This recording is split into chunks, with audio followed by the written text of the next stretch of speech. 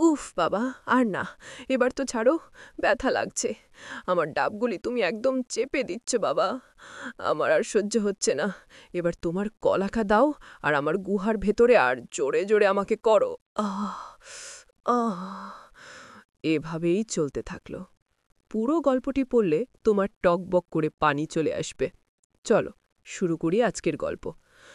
সন্ধ্যার নরম আলোয় ঘরটি মায়াবী হয়ে উঠেছিল। বাবার ধীরে ধীরে ঘরের সব আলো নিভিয়ে দিলেন। শুধু টেলিভিশনের নীল আলোয় আমাদের মুখগুলো উদ্ভাসিত হচ্ছিল। তিনি আমার পাশে বসতেই আমাদের পা হালকাভাবে স্পর্শ করল। আজ সারা দিন অপেক্ষা করছিলাম এই মুহূর্তের জন্য। বাবার কণ্ঠস্বর ছিল গভীর এবং মোহনীয়। আমি কিছু বলার আগেই টেলিভিশনের পর্দায় আমাদের ঘরেরই দৃশ্য ভেসে উঠল। বাবা আমার দিকে এগিয়ে এসে বললেন, চুপ করে দেখো মা, আজ অনেক কিছু জানতে চলেছ তুমি। তার হাতটি আমার পিঠে আলতো করে বুলিয়ে দিলেন। সেই স্পর্শে আমার শরীরে এক অদ্ভুত শিহরণ বয়ে গেল। বাবা, এটা... আমার কণ্ঠ আটকে গেল। ভয় পেও না, তিনি বললেন। তার হাতটি আমার কোমরে জড়িয়ে ধরলেন। পর্দায় আমাদের পুরনো ছবি ভেসে উঠল। বাবা আমার কানে ফিসফিস করে বললেন, তুমি জানো সেই দিনগুলোতে আমি কতবার তোমার দিকে তাকিয়েছি? আমার হৃদয় দ্রুত স্পন্দিত হতে লাগল। বাবা, বাবা আপনি কি বলছেন? তুমি এখন আর ছোট মেয়ে নেই, তুমি একজন পূর্ণাঙ্গ নারী। তার হাতটি আমার বাহু বরাবর নিচে নামল। ঘরের বাতাস যেন গরম হয়ে উঠছিল। আজ রাতটা শুধু আমাদের, তিনি বললেন। তার চোখে এক অদ্ভুত দ্যুতি। আমি নিজেকে তার কাছেই সমর্পণ করলাম। আমাদের শ্বাস-প্রশ্বাস মিলে একাকার হয়ে গেল। পুরনো স্মৃতি এবং নতুন আবেগ একাকার হয়ে গেল। আমি এই দিনটার জন্য চেয়েছিলাম, আমি বললাম। আমার শ্বাস দ্রুত হতে লাগল। আমিও আমার প্রিয়, তুমি জানো না কতদিন ধরে আমি অপেক্ষা করছিলাম। আমাদের কাপড়গুলো একে একে খুলে পড়তে লাগল। চাঁদের আলোয় আমাদের শরীরগুলো মনে হচ্ছিল মূর্তির মতো। তুমি এতটা সুন্দর, তিনি বললেন, তার চোখে বিস্ময়। আমি লজ্জায় মুখ ঘুরিয়ে নিলাম। দেখাবেন না এতটা? কেন?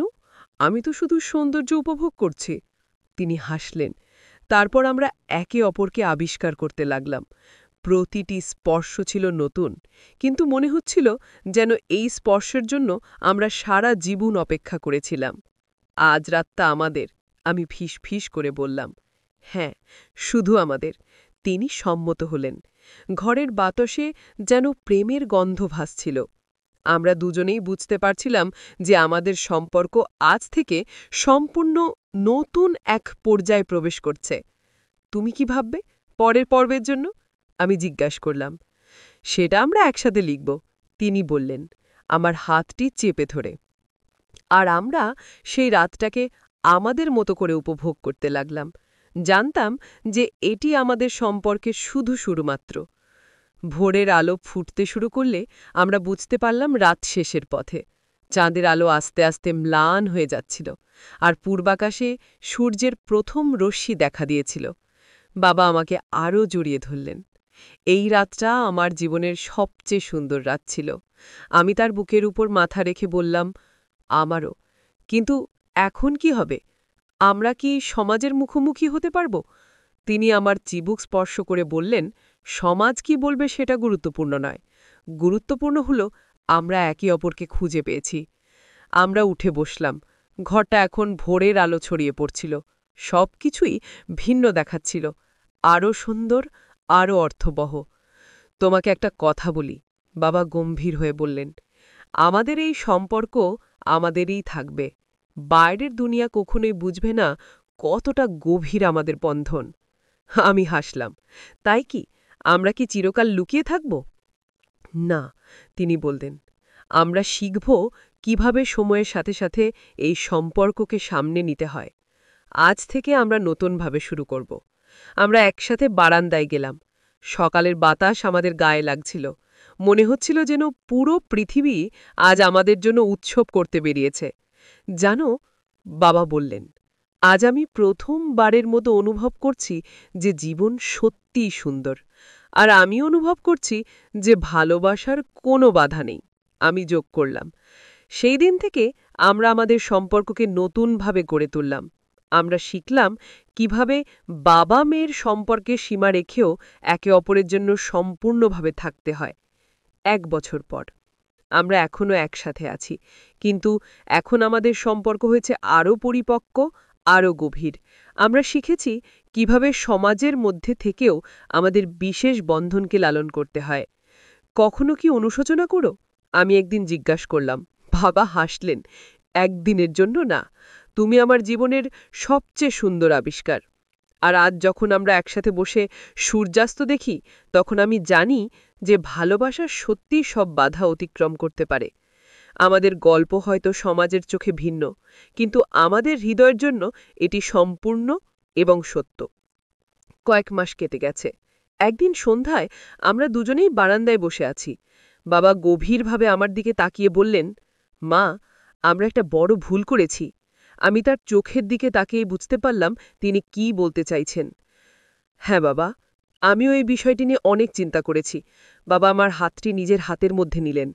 আমাদের সম্পর্কটি শুধু বাবা মেয়ের মধ্যেই সীমাবদ্ধ থাকাই ছিল সঠিক। আমরা সেই সীমা অতিক্রম করে ফেলেছি।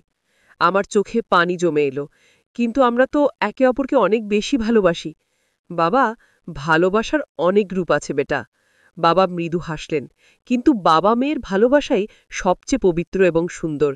আমরা সেই পবিত্রতাকে ক্ষুণ্ণ করেছি। আমরা দুজনেই উপলব্ধি করেছিলাম আমাদের ভুল। সেই ঘটনার পর থেকে আমাদের মধ্যে এক অদ্ভুত অস্থিরতা তৈরি হয়েছিল। বাবা, আজ আমি একজন মনোবিদের সাথে কথা বলেছি। তিনি বলেছেন আমরা তাদের কাছ থেকে সাহায্য নিতে পারি। কিন্তু সমাজ কি আমাদের কখনো ক্ষমা করবে? আমি উদ্বেগের সাথে জিজ্ঞাসা করলাম। সামাজিক দৃষ্টিতে নিশ্চয়ই আমরা ভুল করেছি, বাবা বললেন। কিন্তু এভরি ভুলের কারেকশনেরও একটা পথ আছে। পরের কয়েক সপ্তাহ আমরা নিয়মিতভাবে কাউন্সেলিং নেওয়া শুরু করলাম। ধীরে ধীরে আমরা শিখতে লাগলাম কিভাবে একটি সুস্থ বাবা মেয়ের সম্পর্ক গড়ে তুলতে হয়। একদিন কাউন্সেলিং সেশন শেষে, জানো মা, বাবা বললেন, আজ আমি প্রথমবারের মতো অনুভব করছি যে আমরা সঠিক পথে এগোচ্ছি। আমিও বাবা। সত্যিকালের ভালোবাসা মানেই তো একে অপরের জন্য সঠিক সিদ্ধান্ত নেওয়া। আমরা সিদ্ধান্ত নিলাম আমরা শুধুমাত্র বাবা মেয়ের সম্পর্কের উপর ফোকাস রাখব। একসাথে কাউন্সেলিং চালিয়ে যাব, সামাজিক কাজে নিজেদের যুক্ত করব, একে অপরের জন্য শক্তিশালী সমর্থন হয়ে থাকব। জীবনের শিক্ষা। এই গল্প থেকে আমরা যে শিক্ষাগুলো পাই, প্রতিটি সম্পর্কের সীমারেখা থাকে, তা মেনে চলা। ভুল করলে তা শুধরানোর চেষ্টা করতে হবে। প্রয়োজনে পেশাগত সাহায্য নেওয়া উচিত। সত্যিকারের ভালোবাসা মানেই একে অপরের জন্য সঠিক সিদ্ধান্ত নেওয়া। শেষ বক্তব্য। ভালোবাসার অনেক রূপ রয়েছে, কিন্তু প্রতিটি রূপের স্থান এবং সময় আছে।